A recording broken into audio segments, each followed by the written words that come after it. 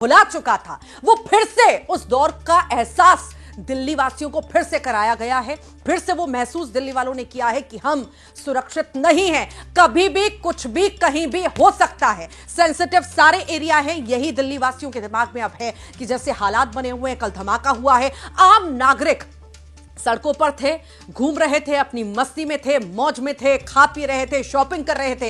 इसी बीच बड़ा सा ब्लास्ट होता है और सब दहल जाते हैं, सब दहल जाते हैं। कई सारे लोगों के चिथड़े उड़ जाते हैं, जान चली जाती है।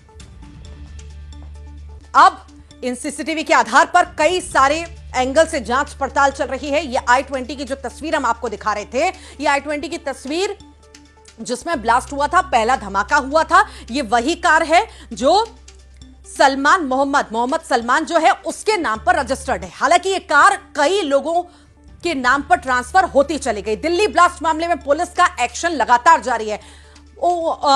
यहां पर आरोपी उमर पुलवामा का रहने वाला है, ये बड़ी जानकारी है। दिल्ली ब्लास्ट मामले में पुलिस ने बड़ा एक्शन लिया है। आपको बता दें, उमर के 2 भाई और मां को भी हिरासत में लिया गया है। आरोपी उमर पुलवामा का रहने वाला है, इस पर भी कई तरह के शक है, आशंका है और इससे भी तार जुड़े होने की पूरी उम्मीद है। हालांकि अभी हर एंगल से जांच हो रही है, कुछ भी कहना जल्दबाजी होगी। टीमों का यही कहना है कि अभी हम जांच कर रहे हैं। एजेंसियां अपने स्तर पर हर कोशिश कर रही हैं कि जल्दी से जल्दी पर्दाफाश हो सके इस पूरे हमले का, इस पूरे ब्लास्ट का। अभी आधिकारिक किसी भी तरह से बयान देने से बच रहे हैं, पर अगर वाकई में आतंकी हमला है तो इसका जवाब भी दिया जाएगा।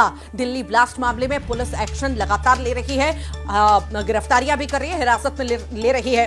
और इसी बीच ये बड़ी जानकारी है कि इस पूरे ही मामले में उमर के 2 भाई और मां को हिरासत में लिया गया है। इनसे भी पूछताछ इस मामले में होगी और साथ ही साथ और भी कई पहलू हैं जिन पर जांच हो रही थी। पहला 2 थ्योरी हैं जिन पर लगातार स्टडी हो रही थी, जांच हो रही थी। पहला तो ये कि सीएनजी लगे हुए थे, तो पहले तो यही आशंका थी कि सीएनजी थे गाड़ियों में, इसलिए ब्लास्ट हो सकता है, कोई मैकेनिकल फॉल्ट हुआ हो और इस वजह से ये ब्लास्ट हो गया हो और ये सब हुआ।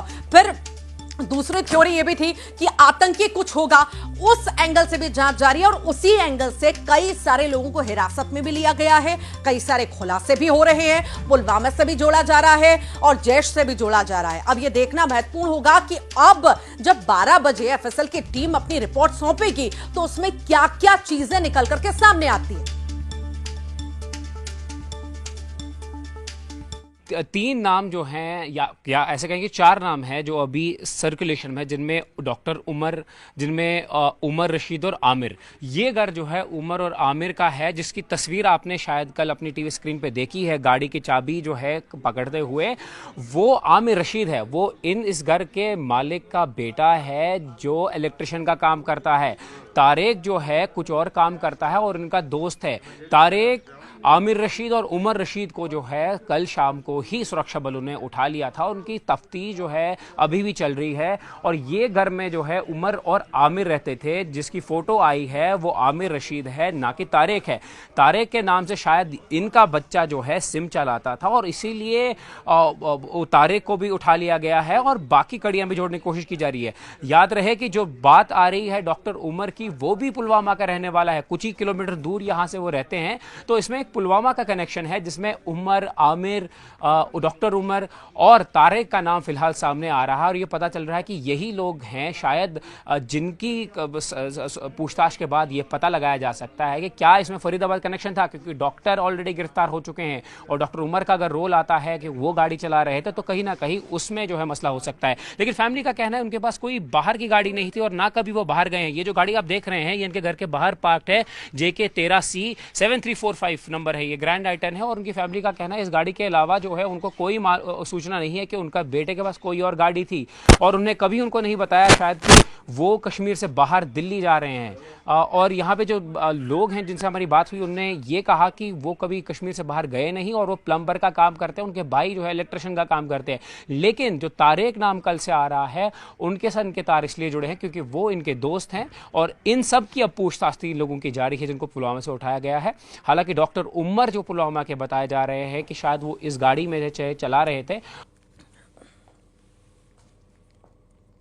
दिल्ली में आतंकी हमले के पीछे कौन है, इससे लेकर एजेंसियां जांच में जुटी हैं, तो दूसरी तरफ देश के तमाम शहरों में हाई अलर्ट भी जारी है।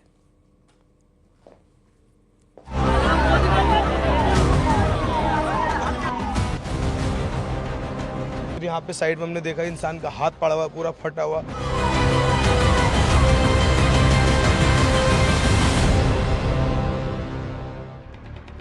शाम करीब 7 बजे एक जोरदार धमाके से देश की राजधानी दिल्ली दहल गई।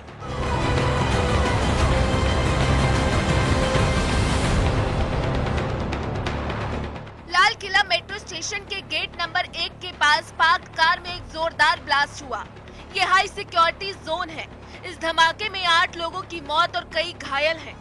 धमाके की तीव्रता इतनी थी कि आसपास की कई कारों में आग लग गई, स्ट्रीट लाइट टूट गई और 700 मीटर दूर तक कंपन महसूस किया गया।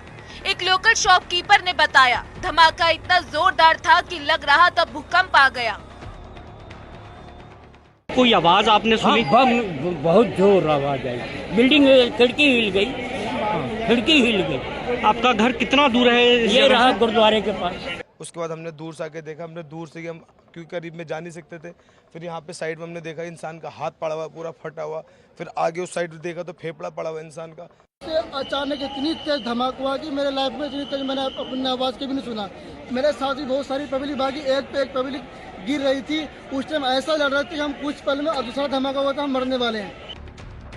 सिक्योरिटी एजेंसियां इसे संवेदनशील मान रही हैं। हर एंगल से जांच की जा रही है। का जायजा भी ले रही है। हर तरीके से इस जो है एक्सप्लोजन के बारे में जांच की जा रही है और जल्दी ही इसका आकलन करके इसका जो भी रिजल्ट निकलेगा वो आपको बताया जाएगा। इस इंसिडेंट में कुछ लोग को इंजरीज भी आई हैं और कुछ लोगों की डेथ भी हुई है, तो वो अभी हालात का जायजा लिया जा रहा है और एग्जैक्ट फिगर्स जो हैं आपको कुछ ही देर में बता दी जाएंगी। इस घटना के बाद पूरे देश में हाई अलर्ट कर दिया गया है। दिल्ली में हाई सिक्योरिटी अलर्ट जारी है। रेड फोर्ट एरिया को पूरी तरह सील कर दिया गया। चांदनी चौक और आसपास के इलाकों में भारी पुलिस फोर्स तैनात है। दिल्ली पुलिस ने सभी बॉर्डर चेक पॉइंट्स पर सिक्योरिटी बढ़ा दी है और पेट्रोलिंग 2 गुना कर दी गई। मुंबई में भी हाई अलर्ट है और मुंबई पुलिस ने सभी प्रमुख लोकेशंस जैसे CST, लोकमान्य तिलक टर्मिनल और हाई प्रोफाइल एरियाज में सिक्योरिटी चेक बढ़ा दिए हैं। पर जोरदार धमाका हुआ। धमाके के बाद यहाँ पर स्थानीय पुलिस की टीम पहुंची है, एम्बुलेंस यहाँ पे काफी पहुंची है और इसके साथ साथ फॉरेंसिक जांच करने के लिए यहाँ पे अलग अलग टीम आ रही है। खासतौर पर अगर दिल्ली पुलिस की स्पेशल सेल की बात करें, क्राइम ब्रांच की बात करें, लगातार यहाँ पर कई टीम जो है वो आ रहे हैं और यहाँ पर देखिए वरिष्ठ पुलिस अधिकारी जो है वो यहाँ पे पहुंच रहे हैं। देखिए ये मैं सबसे पहले दिखाना चाहूंगा, ये है दिल्ली पुलिस की स्पेशल सेल की टीम यहाँ पे पहुंची है। इसके अलावा यूपी में लखनऊ, कानपुर और अयोध्या जैसे संवेदनशील शहरों में हाई अलर्ट जारी कर दिया गया है। राम मंदिर की सुरक्षा भी फौरन बढ़ा दी गई। सेंट्रल होम मिनिस्ट्री ने सभी स्टेट्स को एडवाइजरी जारी की है। दिल्ली में NSG और अन्य एजेंसियां भी अलर्ट मोड पर हैं।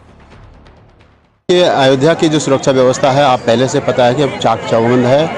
यहाँ पर SSF है, CRP लगी हुई है, साथ ही साथ PAC की बटालियंस लगी हुई हैं और इसके अलावा हमारे BDS डाक की है, कमांडोज हैं, ATS के कमांडो हैं, PAC के कमांडो हैं। तो इन सब के माध्यम से हमारे QRTs हैं वो लगातार राम मंदिर की सुरक्षा को लगातार वो देख रही हैं। वीडियोस में आग के गोले और धुआं साफ दिख रहा है। अभी तक कोई संगठन जिम्मेदारी नहीं ले रहा, लेकिन एजेंसियां सभी एंगल से जांच कर रही हैं। Bureau report, news 18।